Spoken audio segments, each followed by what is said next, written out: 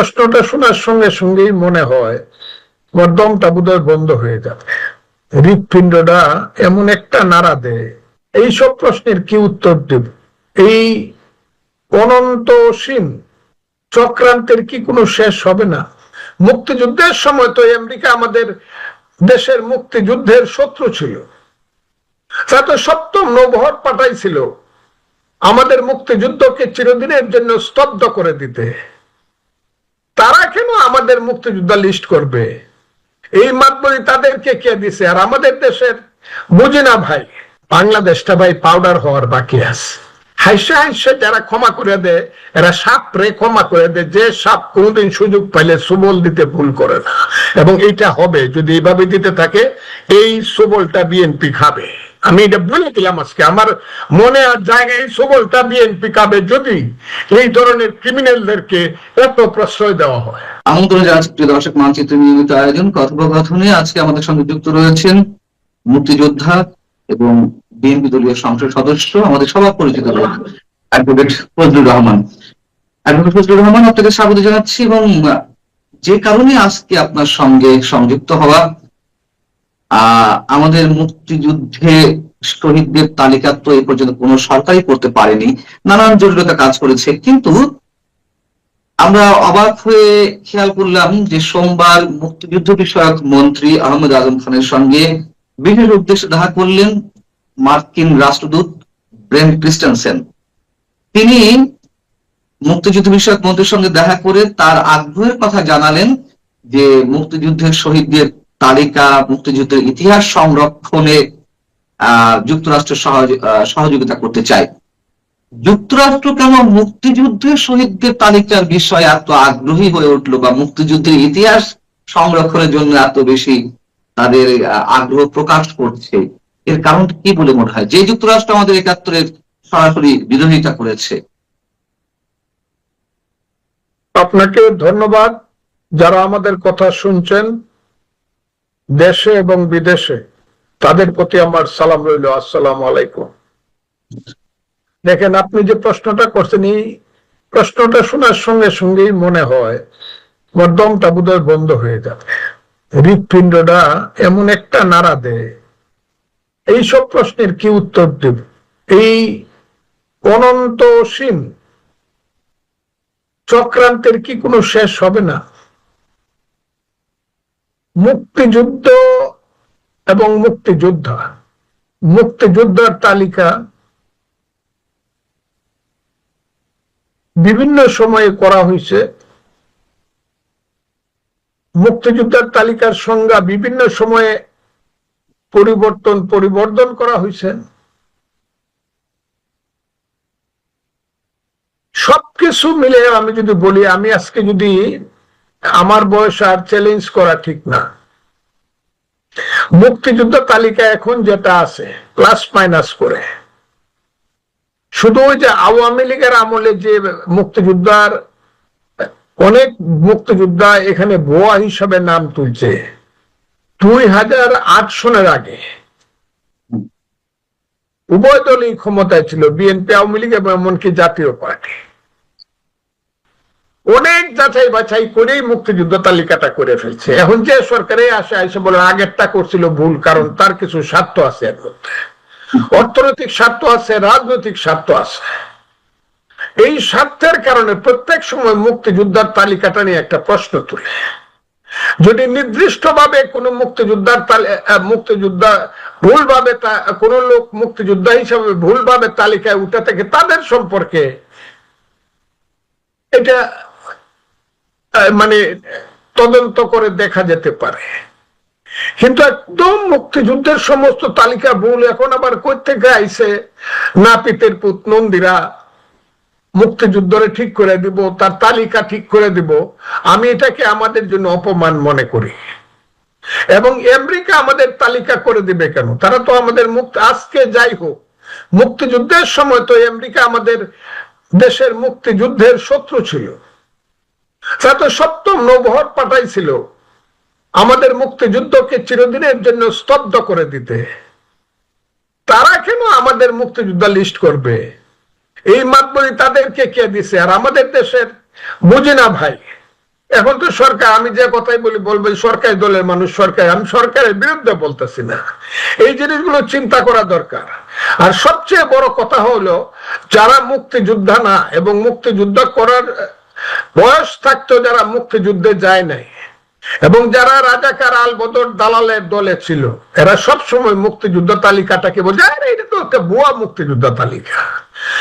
এই ষড়যন্ত্র যদি গভীরে গিয়ে মানুষ না দেখে, জানি আমি 100 বছর পরে এটা গভীরে গিয়ে দেখবে, কিন্তু খুব গভীর থেকে না ধরলে প্রথম দিন from the very first day of 16 December, from 17 December 1971 মুক্তিযুদ্ধের বিরুদ্ধে আবার নতুন করে ষড়যন্ত্র শুরু হয়েছে, যেটা আমরা বুঝতে পারি নাই। ক্ষমতার দর্পে হোক, জ্ঞানের অভাবে হোক, অথবা পরস্পরের প্রতিযোগিতামূলক কারণে হোক, মুক্তিযুদ্ধের বিরুদ্ধে যে 71 সনে 17 ডিসেম্বরে স্বাধীনতা বিরোধী শক্তি চক্রান্ত করছিল, আজকে 50 বছর পরে এটা প্রমাণিত এবং প্রতিষ্ঠিত হচ্ছে। এটা বলে আর লাভ নাই, আমার চোখে পানি আসে যে এগুলো বইলা কি করব। আমেরিকা আমাদেরকে ঠিক করে দিবে মুক্তিযুদ্ধের ইতিহাস আর মুক্তিযোদ্ধার ইতিহাস। না, আমি এটা মানি না, এটা মানি না, আমি মানি না। এটা খুব বড় ধরনের ভুল হবে যদি সরকার এটাকে গ্রহণ করে, খুব বড় ধরনের ভুল হবে। মুক্তিযুদ্ধের ইতিহাস ঠিক আছে, যদি কিছু ভুল হয়ে থাকে সেটা ধরেন আমি মনে করি 1 লাখ মুক্তিযোদ্ধার মধ্যে বা 100 মুক্তিযোদ্ধার মধ্যে 2 জনের নাম হয়তো বা ভুল উঠছে, বা 2 জন ষড়যন্ত্র করিয়া বা টাকা পয়সা দিয়া বিভিন্ন ভাবে চালাকি করে 2টা নাম তুলে 2টা নাম কেটে দেন, কিন্তু 98% নাম ঠিক আছে। না হলে চলেন যে আমার সাথে চ্যালেঞ্জ করেন একটা থানাতে, আমার সাথে কে চ্যালেঞ্জ করবেন? একটা থানাতে চ্যালেঞ্জ করেন গিয়া বৈষম্য, যে মুক্তিযোদ্ধারা সব আসেন, সেইখানে প্রকৃত মুক্তিযোদ্ধারাও আসুক, একটা ওপেন স্থানে মাঠে ভুয়ারা যারা আছে এরাও আসুক, ভুয়ারা আসার এই সাহস পাবে না, কারণ রিয়েল মুক্তিযোদ্ধারা সব ধরবে, ওই তুই কে রে, ওই তো রাজাকারের বাচ্চা, ও কিসের মুক্তিযোদ্ধা? হ্যাঁ, টাকা পয়সা দিয়ে অনেক চক্রান্ত করে ভুল মুক্তিযোদ্ধার নাম তুলছে না, এটা আমি বলবো না, কিন্তু এটার সংখ্যা এমন না যে আবার নতুন করে মুক্তিযোদ্ধা গণতে হবে। যে সংখ্যাগুলো ভুল পাবে বা স্বার্থপরতার সাথে টাকা পয়সা দিয়ে চক্রান্তমূলক ভাবে তোলা হয়েছে, সেইগুলা নতুন করে কেটে দেওয়া হোক সাক্ষী প্রমাণ নিয়ে। আপনি বলছেন যে যদি যুক্তরাষ্ট্র যে সহযোগিতা করতে চাইছে সেটি গ্রহণ করে এটি ভুল হবে। সরকারের পক্ষ থেকে বা আপনার দল বিএনপির পক্ষ থেকে যুক্তরাষ্ট্রে এই প্রস্তাব গ্রহণ করবে কিনা আমরা জানি না, এখনো তো কোনো ধরনের ফাইনাল কিছু হয়নি। কিন্তু আমার প্রশ্ন হচ্ছে যে অনেক কিছুই তারা নাক গলাচ্ছে, আরো অনেক কিছু রয়েছে বাকি, কিন্তু সবকিছু রেখে হঠাৎ করে এখন মুক্তিযুদ্ধের ইতিহাস, মুক্তিযোদ্ধাদের তালিকা সম্পর্কে এই আগ্রহ প্রকাশ করার কারণ কি? ডক্টর ইউনূস একটা কথা বলেছিলেন, নিশ্চয়ই আপনার মনে আছে, রিসেট বাটনে প্রেস করতে হবে। এটি তারই কোনো অংশ, বিশেষ কোনো ষড়যন্ত্র 5 আগস্ট পর থেকে যা চলছে? একটা কথা বলছে যে আরো কিছু রয়েছে বাকি, এটা কিন্তু একটা গল্প। আমি আপনাকে এরকম ভাবে বলি যে একজন হাত দেখে গণক, যে কপালের লেখা দেখেও বলতে পারে, হাত দেখেও বলতে পারে যে তার কপালে কি লেখা আছে। একদিন সেই গণক রাস্তা দিয়ে হেঁটে যাচ্ছে, তখন দেখে একটা মাথার খুলি পড়ে আছে, মাথার সমস্ত চামড়া টামড়া চলে গেছে, শুধু খুলিটা পড়ে আছে, খুলিটার মাথার মধ্যে লেখা আছে অনেক কিছু হয়ে গেছে, আরো কিছু বাকি আছে।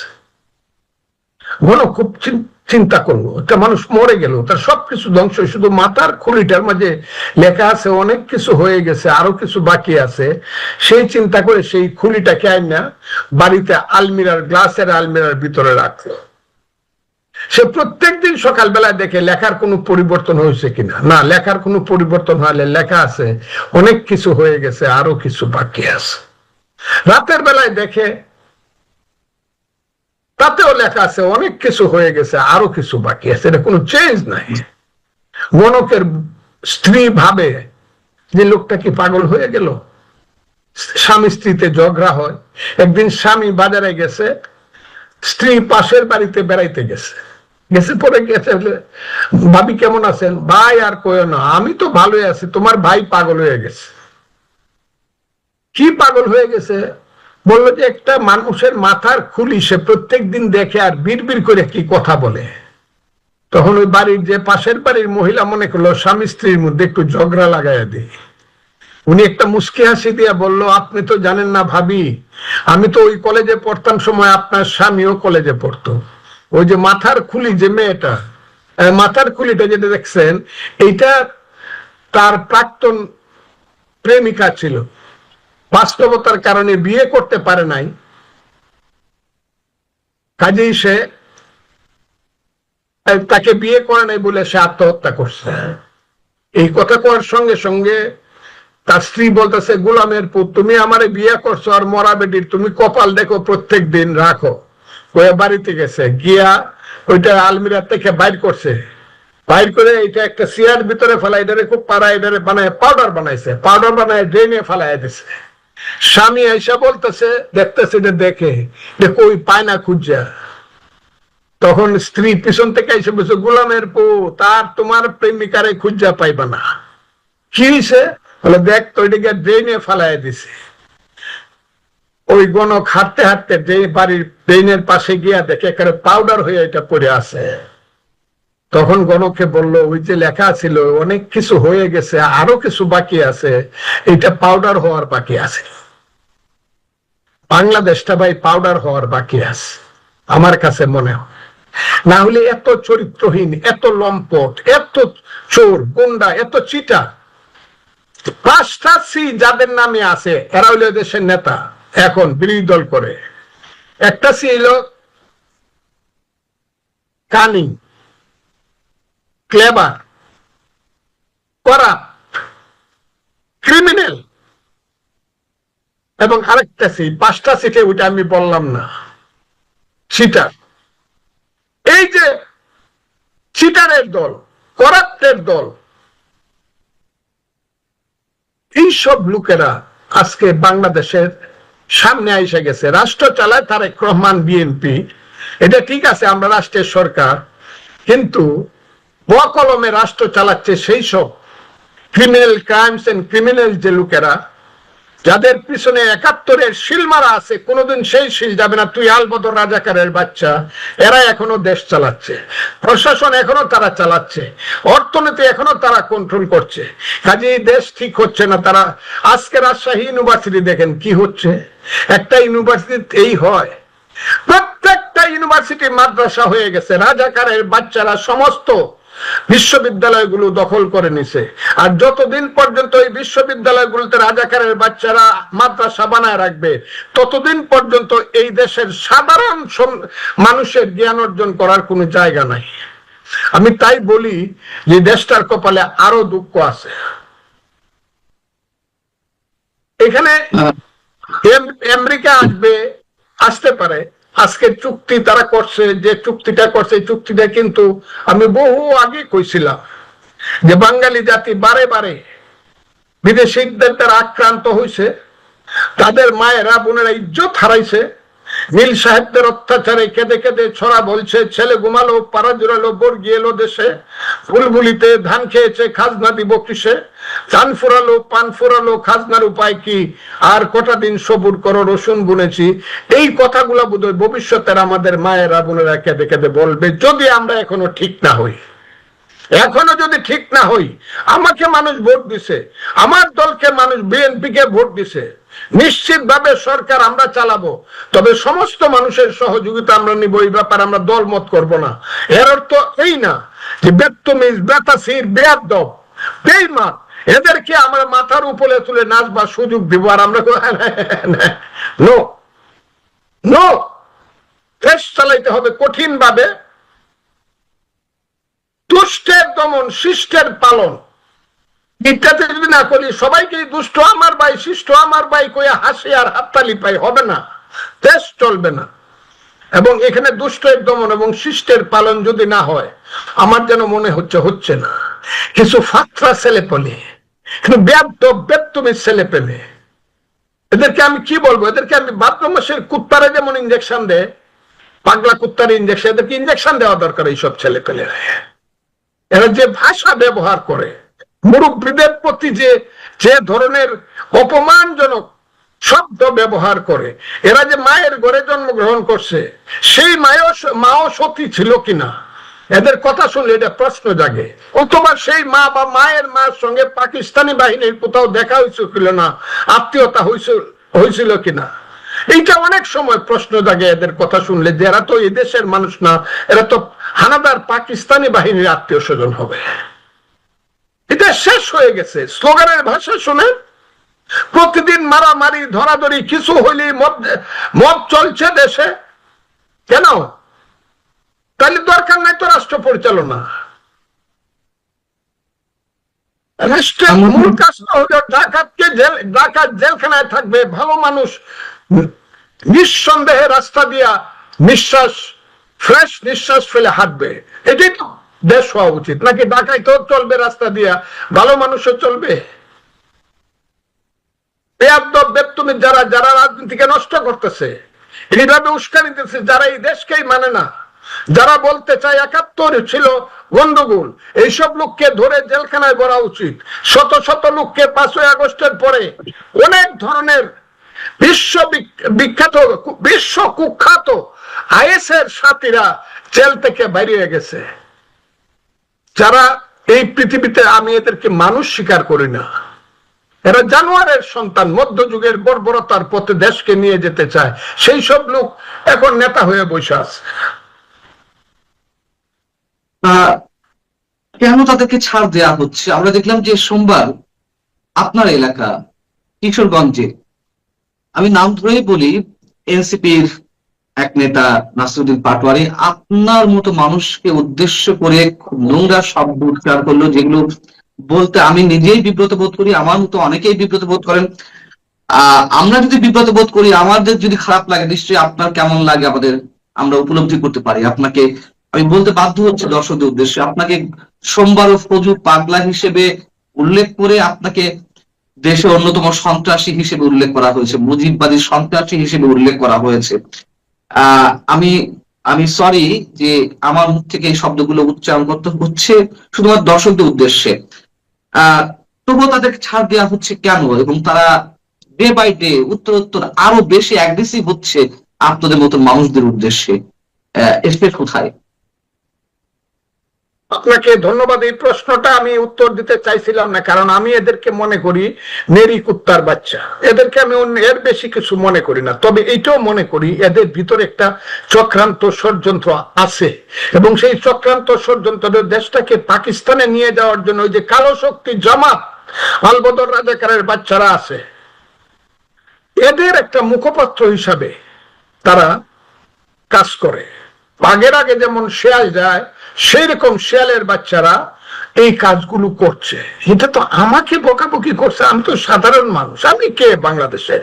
তারেক রহমান সাহেবের মতো লোককে যেভাবে যে ভাষায় কথা বলে, তার নামের আগে যে টাইটেল দেয় এরা। কালকে আপনারা খালি আমারটা শুনছেন, এই কথাটা শোনেন নাই? তারেক রহমানকে হুঁশিয়ার করে বলছে, হ্যাঁ, এবং খুব বিশ্রী ভাষায় বকাবকি করছে। উসমান ফারুক সাহেবের মতো একজন মুরব্বী মানুষকে বলছে, আপনি কিছু খান কি না খান আমরা জানি না, কিন্তু আপনি তো সব লুটেরার নেতা। এরপরে আমি বলবো, আমাকে যে কথাগুলো বলছে এটা নিয়ে, কারণ আমি কিশোরগঞ্জের ফজলুর রহমান, আমি একদিন সবসময় প্রমাণ করতে হইতেছে আমাকে যে আমি কিশোরগঞ্জের ফজলুর রহমান। আমি যে কোনো মাঠে দাঁড়াইলে এখন খালি একদিন মানুষ জানাই দিবে ফজলুর রহমান কিশোরগঞ্জ স্টেডিয়ামে আসবে, 2 লাখ লোক হবে। এটা নিয়ে আমার কোনো চিন্তা নাই। তো আমার তো আর মাঠে ওই ওর কোনায় খারইয়া, বাস স্ট্যান্ডের কোনায় খারইয়া আমাকে কিশোরগঞ্জে কথা বলতে হয় না। আমি কেন বলছি কথাটা? আমাকে না হয় বলবো, ফখরুল ইসলাম আলমগীর সাহেবের মতো এইরকম একজন ভদ্রলোককে যে বিশ্রী ভাষায় এই ছেলেগুলা কথা বলে, সালাউদ্দিন আহমদের মতো স্বরাষ্ট্র মন্ত্রীকে যেভাবে কথা বলে, এর কোনো প্রতিকার হবে না? আমাকে কথা বললো, সংগঠনের কোনো দায়িত্ব নাই। সংগঠনের, আমি তো একটা সংগঠন করি, সেই সংগঠনের দায়িত্ব নাই। প্রত্যেকটা ইউটিউবে আমার বিরুদ্ধে হাজারে হাজারে এমন বিশ্রী কুশ্রী ভাষায় আমাকে বকাবকি করে, আমার দলের কোনো দায়িত্ব নাই। আমি দেখি লাখে লাখে মানুষ ফজলুর রহমানের পক্ষে দাঁড়ায়, আজকেও দাঁড়াইছে। ইউটিউব দেখেন, সারা ইউটিউব ভরা শুধু ফজলুর রহমানের মতো এইরকম জাতীয় নেতা, এইরকম ইত্যাদি। আমি এগুলো বলতে চাই না, আছে, কিন্তু আমার দল কোথায়? এই কারণেই বলছি দলটা তো সরকারে আছে, এই সরকারে যদি থেকে যদি আমরা মনে করি চাউলে ডাইলে এক দর, তেলে গিয়ে এক দর, শুয়োরের মাংস আর গরুর মাংস একসাথে মিশাই খাবো, যদি মনে করা হয় চাউল এবং কাকর একসাথেই চলবে, তাইলে আমার কোনো কথা নাই।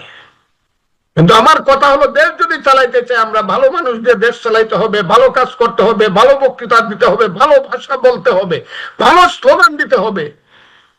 এই যে বিশ্রী কুশ্রী স্লোগান যারা দেয়, যারা তারেক রহমানের বিরুদ্ধে এইসব অসভ্য ভাষা ব্যবহার করে, গাছের ডালে কাওয়া ইত্যাদি 1 2 3 4 এখনো করে, তাদেরকে হাইসে হাইসে যারা ক্ষমা করে দেয়, এরা সাপ রে ক্ষমা করে দেয়, যে সাপ কোনোদিন সুযোগ পাইলে সুবল দিতে ভুল করে না। এবং এইটা হবে, যদি এইভাবে দিতে থাকে, এই সুবলটা বিএনপি খাবে। আমি এটা বলে দিলাম আজকে, আমার মনে আর জায়গায় এই সুবলটা বিএনপি খাবে যদি এই ধরনের ক্রিমিনালদেরকে এত প্রশ্রয় দেওয়া হয়।